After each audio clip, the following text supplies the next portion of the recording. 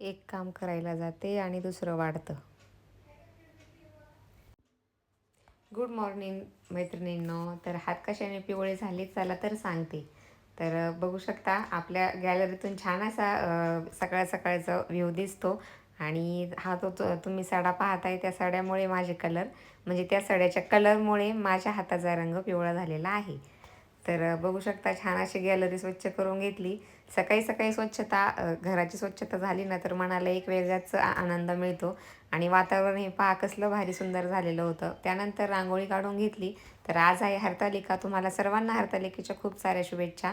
आणि एक काम करायला गेले आणि दुसरं वाढून बसलं.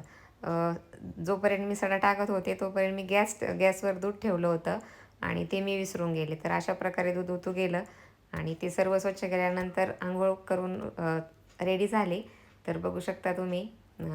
आणि मग पूजेचं साहित्य मी आदल्या दिवशीच आणून ठेवलेलं होतं. म्हणजेच काल आणून ठेवलेलं होतं. पानं फुलं वगैरे सर्व छान अशी पूजा करून घेतली.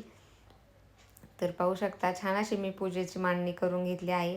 तुमच्याकडे हरतालिकेचं व्रत कसं सेलिब्रेट करतात नक्की कमेंट करून सांगा. तर आता सणासुदीचे दिवसच आलेले आहेत. आज आहे हरतालिका. उद्यापासून गणपती बाप्पांचं उद्या आगमन होणार आहे. तर त्यातही 10 दिवस कसे निघून जातात तेही कळत नाही. आणि त्यानंतर तर दसरा दिवाळी हे सर्व एकामागे एक सण आलेलेच आहेत.